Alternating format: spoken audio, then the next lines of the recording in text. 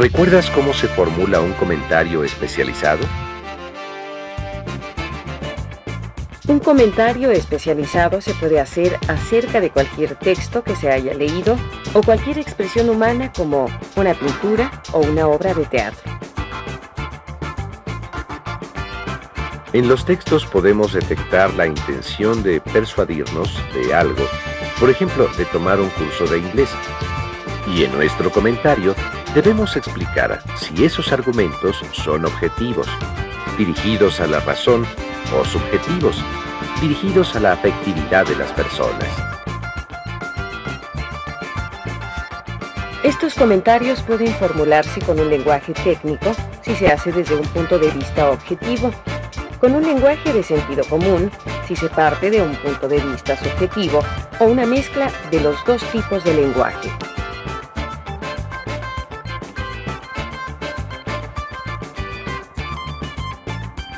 ¿Alguna vez te has atrevido a traspasar las fronteras del tiempo? Ven, no temas, acerquémonos hoy al siglo XVII en la Nueva España y conozcamos el marco en el que nació la literatura novohispana. ¿Tú crees que tu abuelito quiere ayudarnos? Claro que sí, vamos a decirle de una vez, porque si no, me vuelvo a dormir. Sí, pásale, dormilona.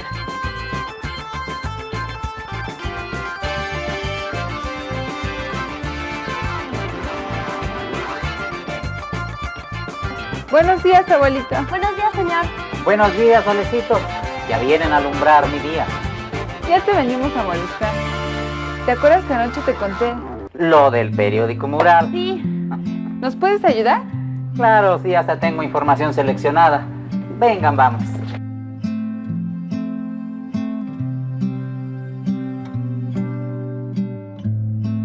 La época colonial es aquella que abarca los 3 siglos de dominación española, que van desde la caída de Tenochtitlan, el 1521, a la consumación de la independencia, el 1821. Al inicio del dominio español, durante el siglo XVI, se comienza a evangelizar los territorios conquistados. Se eliminaron los principales gobernantes indígenas. El grueso de la población fue repartida a los españoles y los descendientes nobles de los indígenas fueron dispersados. A estos nobles indígenas paulatinamente se les fue exterminando. Se anuló su autoridad al obligarlos a trabajar en las encomiendas en condiciones de extrema pobreza. Difícilmente podían tener una parcela propia. La encomienda consistía en consignar a un grupo de indígenas a un español, el encomendero, quien tenía derecho de recibir tributo y servicio de los indígenas a cambio de doctrina y protección. La encomienda fue la forma de premiar a los conquistadores y de consolidar la dominación.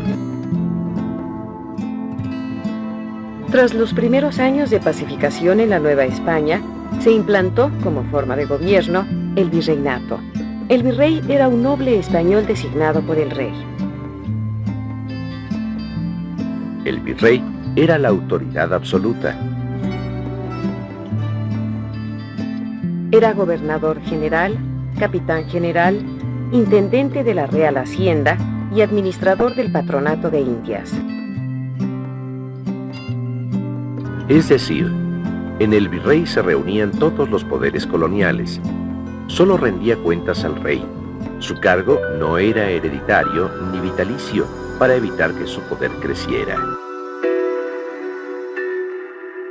Después del virrey, la clase poderosa era la de los españoles y criollos, a quienes se reservaban los puestos públicos. La Real Audiencia era el órgano encargado de administrar la justicia. El Consejo de Indias atendía lo referente a las encomiendas. La economía se sustentaba en el sistema de tributo, que consistía en que los indígenas de las encomiendas pagaban con cosecha su tributo a los encomenderos y estos a su vez pagaban tributo al rey. Además de pagar tributo al encomendero, los indios pagaban impuestos, diezmos y servicios. En los primeros años del virreinato, las principales actividades eran la agricultura y la minería, ya que la plata era uno de los principales productos que se mandaba a España. En la Nueva España se conformaron 4 clases sociales: los peninsulares, criollos, mestizos e indios. Los peninsulares eran habitantes de la Nueva España, nacidos en la península ibérica. Los criollos eran hijos de españoles nacidos en América y rivalizaban con los españoles por los puestos públicos. Al principio, los mestizos eran una minoría.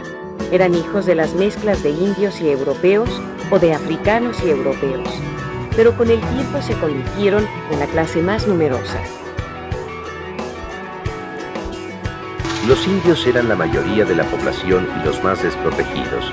Compartían con los esclavos negros las actividades más pesadas, como la minería, la ganadería, la agricultura. La Iglesia en el periodo colonial estaba en estrecha conexión con el Estado. Llegaron órdenes de misioneros que evangelizaron a los indígenas. Con el tiempo, los misioneros crearon escuelas de artesanías para los mestizos e indios. Ya en el siglo XVII se va definiendo un arte y una cultura novohispana. Hacia 1730 se inicia un florecimiento de la minería, el comercio y la agricultura. El siguiente párrafo, de Mariano Picón Salas, resume una visión de la Nueva España. La mar quieta de la existencia colonial en el siglo XVII, erguida sobre la doble plataforma Estado paternalista y de la Iglesia fiscalizadora, disfrutando de la paz y la economía natural y la barata mano de obra de las masas indígenas, apenas se agita cuando el pirata protestante asola las desguarnecidas costas. Los indios han perdido su historia, los mestizos todavía no la hacen, y el acontecer histórico se localiza en un pequeño círculo blanco, todavía semi-extranjero, y en el que aún no despierta la conciencia de nacionalidad.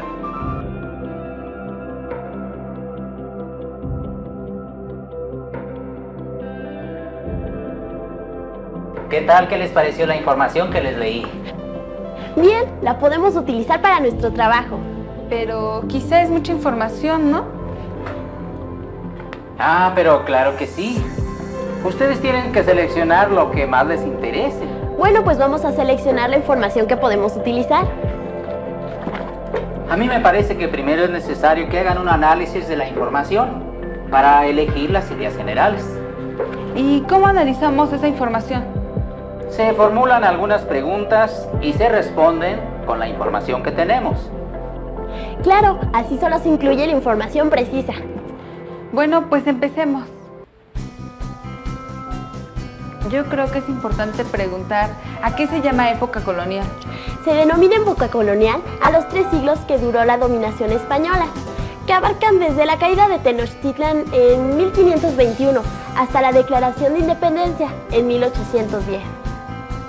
Miren, las demás preguntas deben describir cuál es el sistema político, cuál es el económico y cuál es el social, para que abarquen los puntos indispensables del marco sociohistórico. Entonces podemos preguntar, ¿cuáles eran las autoridades de la Nueva España? Por supuesto, esa es una pregunta importante. Bueno, pues la principal autoridad era el virrey, que era designado por el rey de España. Pero otras autoridades eran la Real Audiencia, órgano que impartía justicia, el Consejo de Indias, que repartía a los indios, y la Real Hacienda. Acerca del sistema económico podemos decir que fue el sistema de tributo y consistía en que los indios que trabajaban en las encomiendas pagaban el tributo a los encomenderos y los encomenderos al rey. Allí hay que hablar de las encomiendas, decir que fue la forma en que organizaban a los indios para que trabajaran la tierra o las minas, aunque las minas las trabajaban más los negros. Hay que explicar que a un español encomendero se le daba un grupo de indios que le tributaba su trabajo a cambio de doctrina y protección. ¿Y qué pueden decir del sistema social? Pues primero hay que explicar las clases sociales que surgieron en la Nueva España. Los peninsulares, los criollos, los mestizos y los indios. Y dejar claro que los puestos públicos y todo el poder y la autoridad era de los españoles, y después en segundo lugar de los criollos.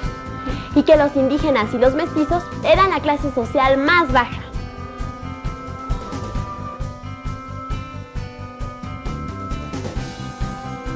Dame más cinta adhesiva. ¿Qué te parece? Nos quedó bien, ¿no? Bueno, hicimos nuestro mejor intento porque no fuera tan aburrido y dijera todo lo que necesitábamos. Pues sí, a mí lo que más me gusta es el final. Ponerte a imaginar cómo era la Nueva España, como si viajaras a ella. Imagínate, qué experiencia tan impresionante para nosotros. Sí, ¿verdad?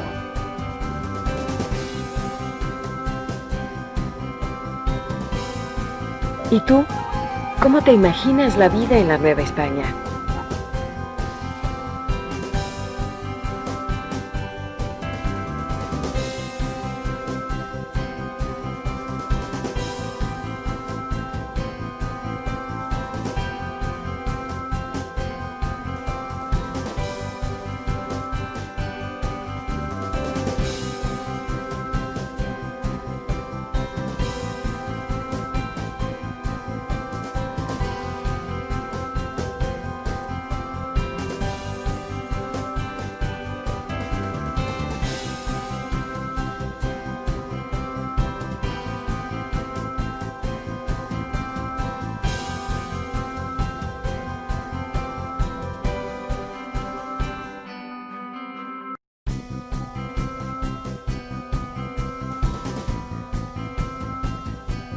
Sentí que estaba ahí. ¿Qué tal el recorrido por la Nueva España? ¿Qué te pareció el sistema de gobierno virreinal? Muy conveniente para el afortunado noble español que tuviera la suerte de ser designado por el rey de España como virrey de la Nueva España, aunque fuera por un tiempo limitado, pues era señor de un territorio más grande y más rico que la misma España. También el sistema económico del tributo era completamente a favor de la corona española, y en el ambiente flotaba la idea de la evangelización. En este entorno es en el que aparece la literatura de la Nueva España, de la cual fueron grandes exponentes Sor Juana Inés de la Cruz y Juan Ruiz de Alarcón.